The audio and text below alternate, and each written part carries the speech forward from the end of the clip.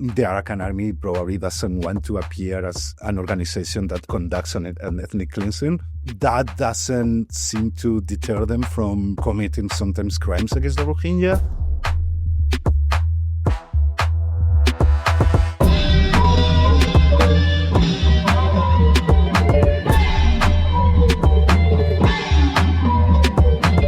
Hello, and welcome to episode 47 of What's Happening in Myanmar, a weekly show from the Frontier Myanmar podcast family.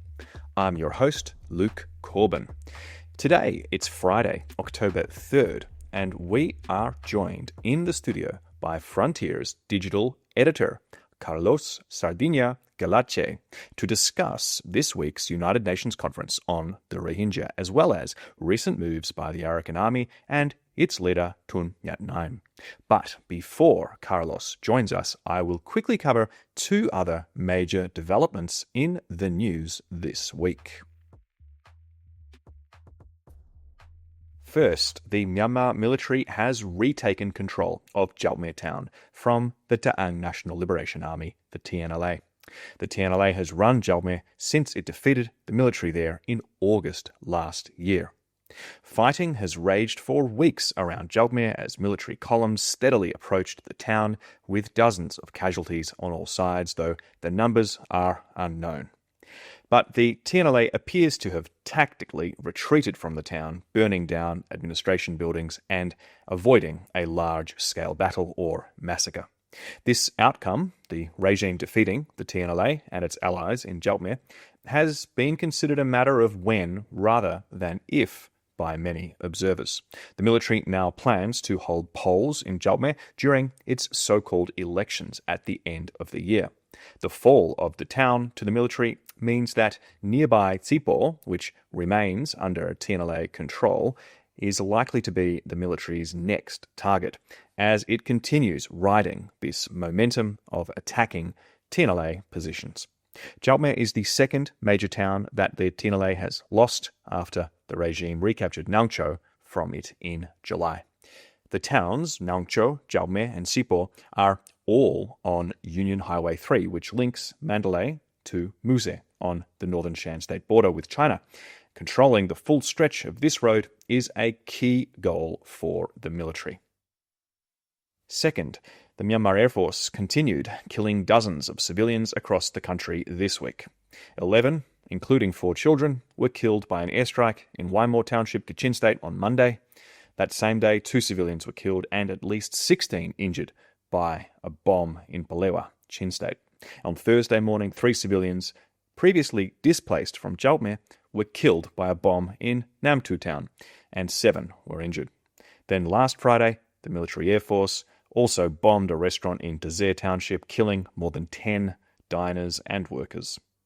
These are just some of the examples of terror from the air that the military regime unleashed this week. All the while, coup leader Senior General Min Aung Hlaing was finishing another trip to Russia and Central Asia, this time attending the Atomic Week Forum in Russia and then touring Kazakhstan over last weekend. Last week at the forum, Min Aung Hlaing, quote, earnestly requested that Russia continue assisting his military regime in developing nuclear technology, saying that Myanmar had already made, quote, significant progress with the support of Russia. For a timeline on nuclear technology and military ambitions in Myanmar, you could check the helpful timeline, which was released by the Irrawaddy last week. It's linked in the show notes. Now we turn to introducing our feature interview. Last month, the Bangladesh government organised a stakeholders dialogue in Cox's Bazar with Rohingya refugees from the nearby camps, joining representatives from major political parties, diplomats, media and international organisations. They were trying to identify solutions to the ongoing Rohingya crisis and prepare for the much looked forward to high-level conference that was held at the United Nations in New York this week on Tuesday. Bangladesh leader Muhammad Yunus spoke out in the days leading up to this week's conference. He said international funding cuts could reduce food rations for the over 1 million Rohingya refugees sheltering in the Bangladesh camps to as little as $6 per person per month. Then the day before the conference, on Monday, the UN-backed Independent Investigative Mechanism for Myanmar released a report based on first-hand accounts of witnesses, geospatial imagery, video footage, official records and documentation, all showing that the Myanmar military destroyed villages and mosques and repurposed the lands on which they were built for security outposts after the 2017 expulsion of Rohingya. This is just the latest in years of reporting by the media, rights organisations and judicial and government organs on these atrocities in Rakhine State.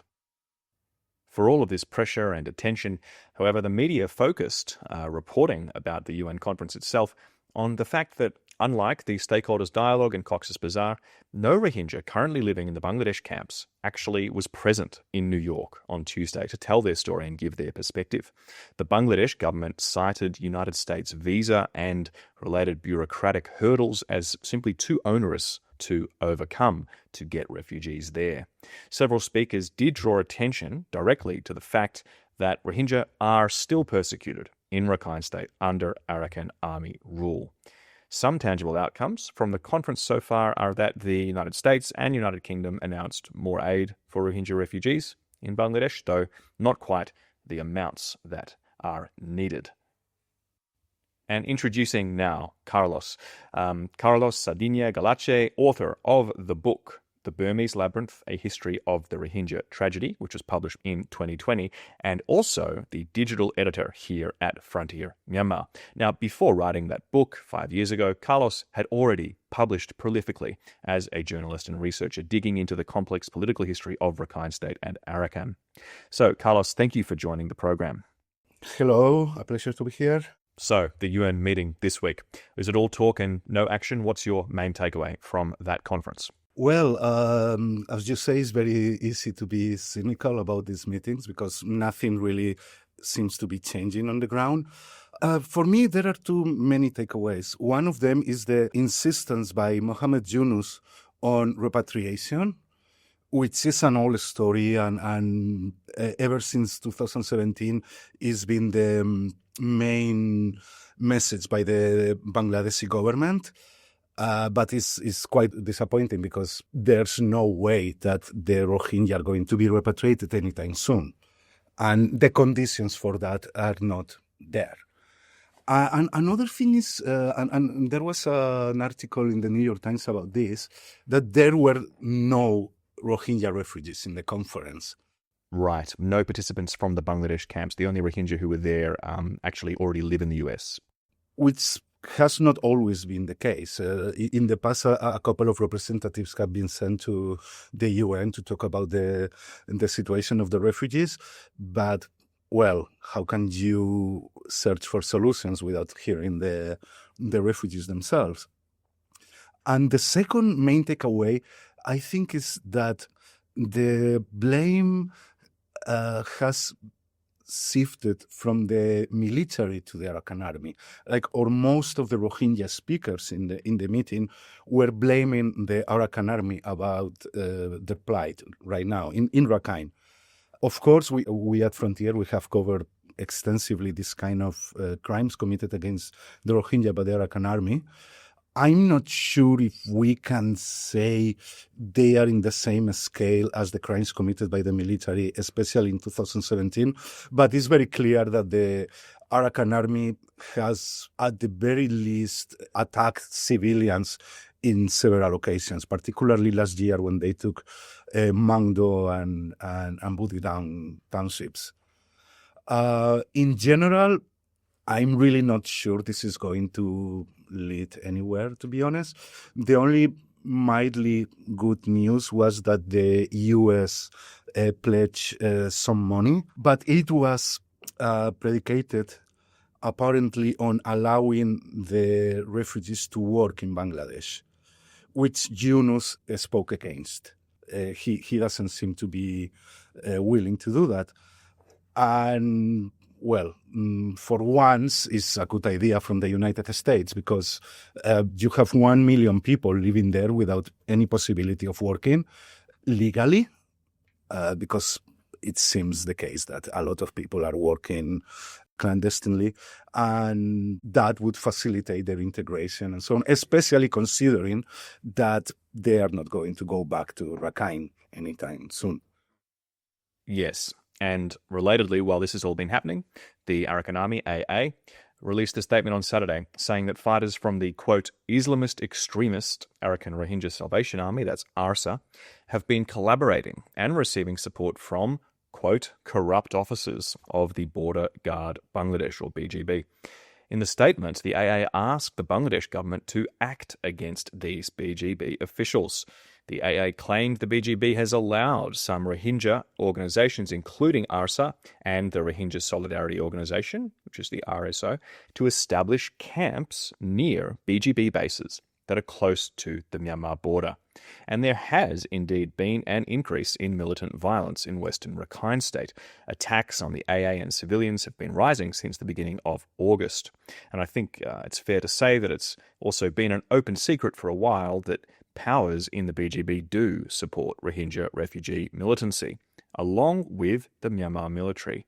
But the AA had not yet ever come out quite so forthrightly about that, about this situation before. So why is the AA doing so now? And how could this affect the AA's relations with the BGB and other Bangladesh authorities? Well, that comes after the Bangladeshi authorities accused the AA of being involved in drug trafficking. So my guess is that they are throwing a counter accusation against them. We published a political insider, I think, a couple of months ago by our colleague Tom King, who knows the situation in Bangladesh much better than I do. And in November, there was a meeting between different Rohingya groups, including ARSA, the Arakan Rohingya Salvation Army, and the RSO, the Rohingya Solidarity Organization, to unite in fighting the Arakan Army. And it seems very clear that such meeting couldn't have happened without, at the very least, the tacit assent of at least some elements within the Bangladeshi security apparatus. Right now, the Arakan Army controls the border with Bangladesh, and the relations are very fractious. And it seems that this kind of collaboration between the Bangladeshi security apparatus and some Rohingya armed groups has been going on for quite a long time. I remember up until 2 years ago, the Bangladeshi government was in complete denial, at least officially, about the strong presence of ARSA in the camps. And we have seen reports for many, many years, almost since 2017, that ARSA basically control the camps at night. But in public statements, the Bangladeshi government was always denying, like, no, ARSA, more or less saying, no, ARSA is not here, until some important leaders were killed and they had to admit that ARSA was there. Then last year they arrested Ataullah, the leader of ARSA, but that doesn't seem to have stopped ARSA from operating. And actually, since last year, the activities of ARSA have very much grown in northern Rakhine. And the war that there was in the camps between ARSA and RSO and other groups for control of the camps in Bangladesh seems to be over. We are not hearing much of that anymore. So it seems that they have actually united. And as I said, that couldn't possibly happen without the assent or certain complicity, at least, of the BGB or other security apparatus. Now, I don't really know that much about Bangladeshi politics, but I'm not sure that someone like Yunus or the interim government has much control over this security apparatus. They probably don't. So they are probably in a kind of uncomfortable situation, but it seems pretty clear. And also timed for this week, the AA's leader, Twan Mrat Naing, has given a rare interview sitting down virtually with Irrawaddy's Aung Zaw. It was even published in English in 2 parts, though we'll only discuss part 1 today. Twan Mrat Naing talked about visiting back to Rakhine State and opening a famous mosque in Maungdaw. He's lived in exile from Rakhine State for years. Do you think that this visit was anything more than a propaganda stunt, of a military leader aimed at boosting morale and getting out a message, or is there more to it? Well, it has been rumored and for many years that Twan Mrat Naing was in Pangshan, the headquarters of the United West State Army. Recently, the United West State Army announced that it was withdrawing support for groups in the north, including the Three Brotherhood Alliance, of which the Arakan Army is a member. So I'm speculating here, but I'm wondering if under pressure from China, Twan Mrat Naing has simply left Pangshan because it was an uncomfortable guest for the United West State Army. Apparently, he had been in northern Rakhine for quite a while. I think it was made public 1 or 2 weeks ago, but apparently he was there in July already, I think. And he met several leaders in Mangdo town, and they opened the main mosque in Mangdo town. That comes after there were all these accusations by groups like Fortify Rights and Rohingya in Exile about an alleged massacre last year in May in which apparently 600 Rohingya people were killed in a village. So I imagine it's a way to counter these accusations and present a somehow Rohingya-friendly image. The Arakan Army has an interesting story on the Rohingya because sometimes they seem to support the Rohingya. And remember in 2020, there were these 2 prisoners of war of the military who the Arakan Army helped to send to The Hague as witnesses of atrocities during the clearance operation in 2017. And at that point, the Arakan Army seemed to be very supportive of these cases in the ICJ and the ICC and so on. But then last year, Twan Mrat Naing published a few tweets that were a little bit incendiary, like saying the Rohingya don't exist as a separate ethnic group, they are Bengalis, and so on. So they are pretty ambivalent about the Rohingya, it seems. My hunch is that they are very pragmatic on how to approach the Rohingya issue. They are probably not very fond of them. But at the same time, they know that it's a big issue internationally, so they need to improve their image by, showing a Rohingya-friendly image. It's not exactly related to this, but I remember many, many years ago, I met a guy who was the guy who taught English to Twan Mrat Naing, and he was very active in the Arakan National Party, and he was a member of a very famous, very well-known civil society Rakhine civil society organization called One Lakh Foundation. And he told me, yeah, we are willing to accept the Rohingya in Rakhine, as long as they know who is in charge, as long as they know their place under the Rakhine. Of course, those are not words, but Twan Mrat Naing.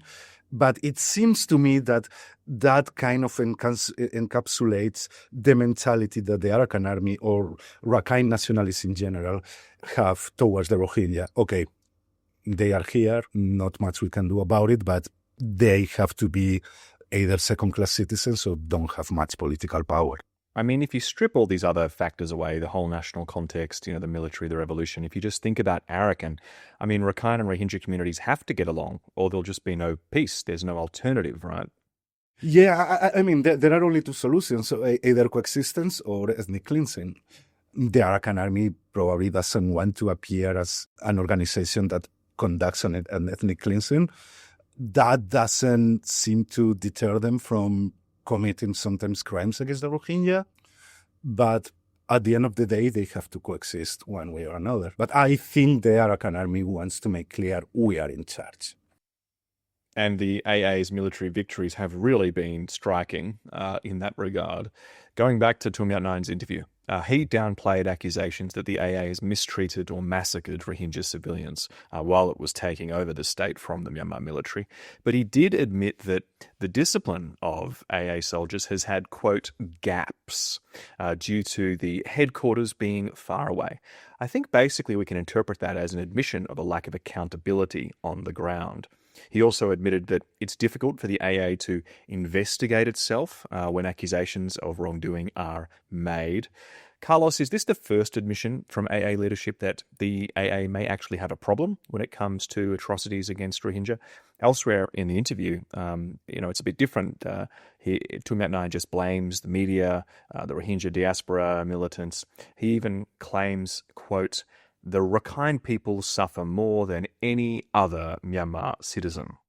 Well, first with the last part, is like the people who suffer the most in Myanmar, and honestly, there seems to be sometimes in Burma like a competition of victimhood, and I think it comes, it boils down to the attention that international media has paid to the Rohingya in recent years, and everybody wants to be on that same level, and I don't think that's particularly helpful or helps to understand the situation, but I don't think you can measure suffering, so I don't know if the Rakhine are suffering more or less, like most people in Burma seem to be suffering right now.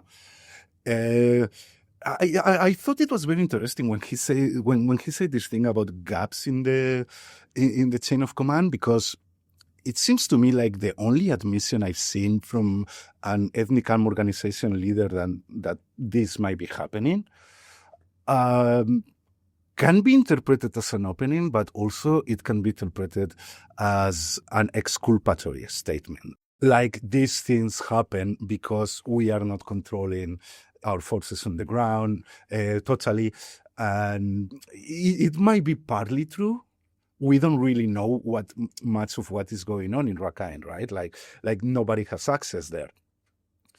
But there are incidents like the torching of civilian homes in Budidang last year, when the Arakan Army took Budidang, or when there was this incident last year when the Arakan Army allegedly sent drones and attacked a group of civilians trying to flee to Bangladesh, in which apparently there were ARSA militants among the group.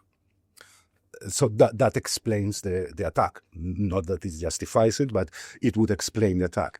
Some of these incidents are pretty big. I mean, apparently in Budidang town, most of the Rohingya houses were completely razed to the ground.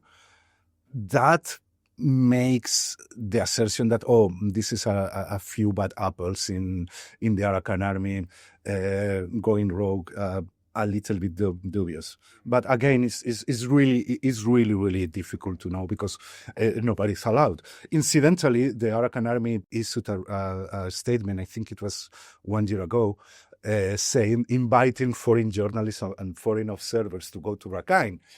And to the best of my knowledge, nobody has gone there, to see things on the ground for themselves. So it's really difficult to know what is going on. And recently, the AA has also been arresting Rakhine journalists. Yeah. And actually, they say that only its spokesperson is allowed to speak with the media, kind to ka. So they are very hard trying to control the narrative as much as they can. On the other hand, we have Rohingya groups in exile making these accusations, and many of them seem very credible. So I think they are in damage control mode, the Arakan Army right now when it comes to the Rohingya. Yeah, and I think with a lack of any more information, you could also apply that characterization to, the Arakan Army's administration. I mean, the lockdowns, the information environment. Like Twan Mrat Naing in his interview, he actually didn't talk about what life is simply like in Rakhine State at the moment, for people. He mentioned the military's trade blockade, but otherwise he tried to sort of play up the positives of the Arakan Army's governance. Frontier has reported many times on the difficulties faced by people living in Rakhine State under Arakan Army rule. And remember, constant military attack and airstrikes. For example, internet access, difficult cash shortages, movement restrictions, even forced recruitment. So I want to ask you, Carlos, is this status quo in Rakhine State sustainable for civilians, for people's lives, and for the AA as well, of course, politically, militarily? Probably not, because Rakhine is completely isolated from central Burma, and the junta is making sure of that, like is blockading trade to Rakhine and so on. And then the only possible trade would be with Bangladesh or with India through Paletwa Township is controlled by the Arakan Army. So everything would pretty much depend on the relations, improving relations between the Arakan Army and the Bangladeshi authorities. And right now, as we were discussing before, doesn't seem that these relations are very good, especially with these mutual accusations. So, yeah, I don't think it's sustainable in the long, even the medium term, because right now, as you said, there is a huge shortage of cash. People just don't have money in Rakhine. There are no medicines. Let's not forget that there was Cyclone Mocha relatively recently that destroyed great parts of the state, and then you have the destruction bring about by the war. So it's going to be very difficult to administer a state that is virtually isolated from the rest of Burma and with a very contentious relationship with Bangladesh. So I think at some point, probably the Arakan Army will need to amend the relationship with Bangladesh to make it viable, because in the long term it's not possible. And then, of course, we also have this pressure coming from the Rohingya armed groups now. I wanted to ask you more broadly about this category, right? You know, there's been many armed groups over the years that have fought for Rohingya political rights. They've come and they've gone, but none have managed to achieve the same success as, for example, the Arakan Army or several other ethnic armed groups that we talk about every week. You know, those groups, they've managed to hold territory and resist Myanmar military rule in alliance with other groups for long periods of time. But Rohingya armed groups, instead of being lauded, you know, for achieving alliances or for battlefield success, you know, they're usually just framed as pawns, as being supported, as being used by outside interests. Is that a fair characterization? What do you put that down to? Well, I remember when ARSA emerged in 2016, many people, especially Rohingya actually, said, "No, this is a pawn of the military. This group doesn't exist," and so on. At that point, I thought it's because they knew what was going to happen, that the military was going to react very violently against the whole of the Rohingya population, and it was a way to distance themselves from the Rohingya. Now it seems that ARSA, particularly ARSA, is in cahoots with the junta to fight the Arakan Army. But that doesn't mean it was in cahoots with the military in 2016 or 2017. The situation is pretty fluid. The thing with Rohingya armed groups is that they are not going to get the respect in Burma that other ethnic armed groups might have. Because, as you know, Rohingya are considered as foreign interlopers. So even if they sometimes might demand things that are perfectly normal from other groups, like the Karen or the Kachin or whoever, of autonomy, in the case of the Rohingya, because they are seen as foreigners, that's seen as something illegitimate, when it's not looked as illegitimate when it comes to other groups. That makes them more vulnerable to the entreaties of the junta, for instance, to work with them. Apparently, ARSA at some point tried to reach the Arakan Army, I think in 2017, and were together, and the Arakan Army say no. The thing is that the Rohingya are alone, and as armed groups, they are completely alone.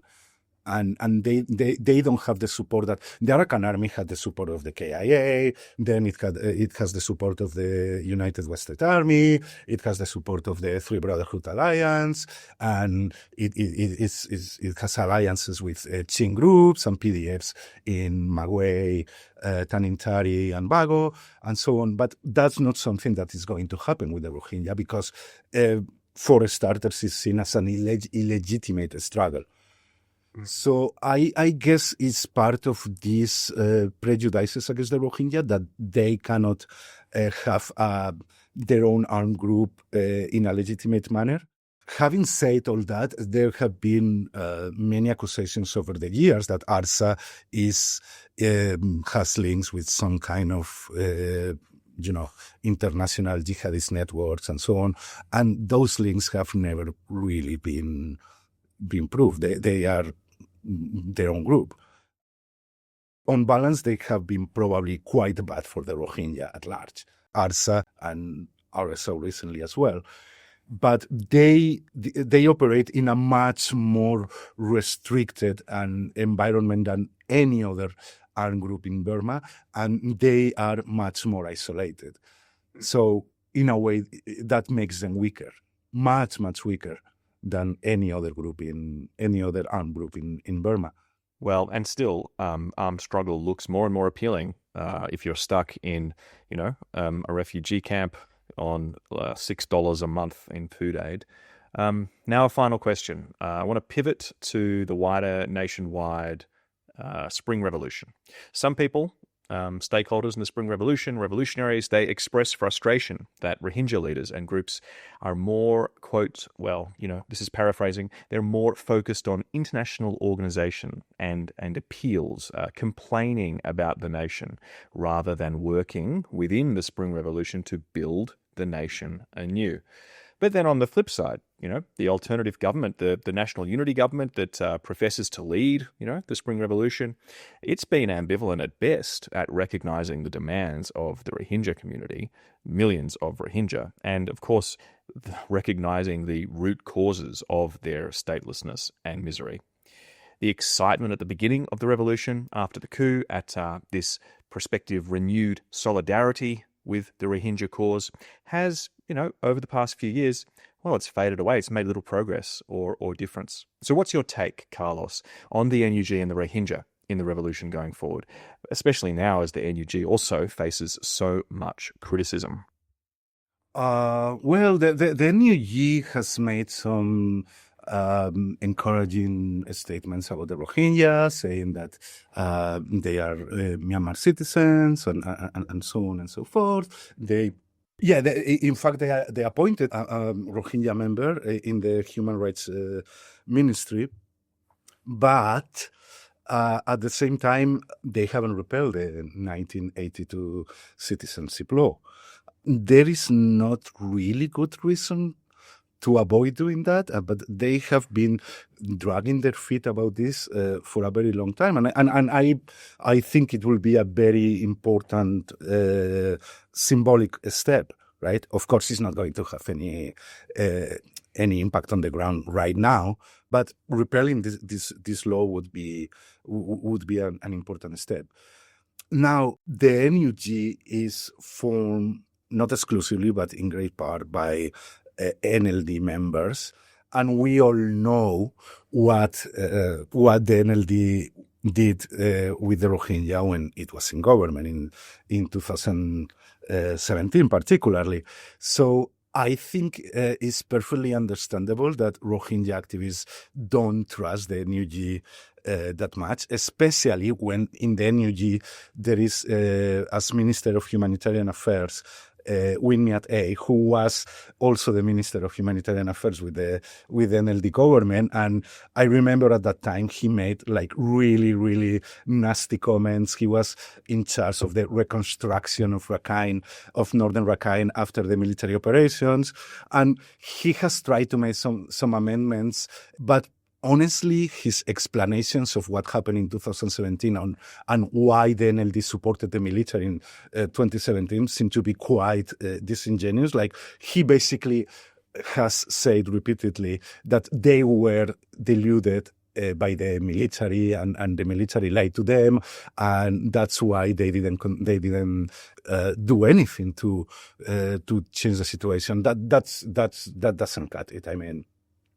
So I can understand that the Rohingya activists don't have much trust on the NUG, and I think there is a lot of debate within the NUG and the CRPH and the NUCC about what to do with the 1982 citizenship law. And apparently there are factions that don't want to repeal or amend the law, and others are pushing for that. But it's something that they are probably trying to delay as much as possible. But I don't think it's entirely fair to accuse the Rohingya of not participating in the resistance and so on, when they have been excluded from national life for decades. Like you have, I think it corresponds to the NUG and the resistance at large to be more clear about. Yeah, the Rohingya are citizens, the Rohingya and the Rohingya are indigenous to Rakhine, and so on and so forth. Okay, Carlos, from that, you've touched on discrimination in the previous NLD government. You've also touched on the political dimensions of the citizenship law, these codified ethnic groups in the law, which some non-Burma stakeholders are actually quite wedded to. They feel that the little power that they have in the union is derived from it. So these two angles, which one do you think is the primary driver of the NUG's failings to, as you say, make this symbolic statement? I guess there are people in the NUG who just don't consider the Rohingya as bona fide citizens of Myanmar. I mean that's probably that's no doubt about it. I remember when after the coup, when the Spring Revolution started, there were a lot of reports about how people are changing their mentality towards the Rohingya, and honestly, I've never been too sure about that. For instance, is been widely reported that the junta has conscripted Rohingya people and is collaborating with ARSA and or at least allowing them to. Yeah, I mean, direct conscription was a large part of their defense of Maungdaw when they were trying to hold on to it. Yeah. And that prompted accusations against the Rohingya as a whole. And honestly, you would need more understanding would be needed to realize that the Rohingya are trapped in a very, very uncomfortable place. And I don't see this good faith in dealing with the Rohingya very, very, very often. I also think that the NUG, apart from all that the NUG, might be delaying this recognition of the Rohingya and changing the 1982 citizenship law and so on, because they might be afraid of alienating the Arakan Army.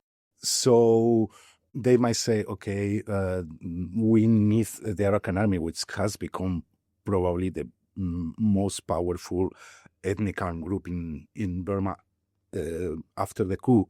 They might think it's not a good idea to alienate the Arakan Army. But I don't think the Arakan Army particularly cares about the 1982 citizenship law. They control the territory and they are going to do whatever they want there.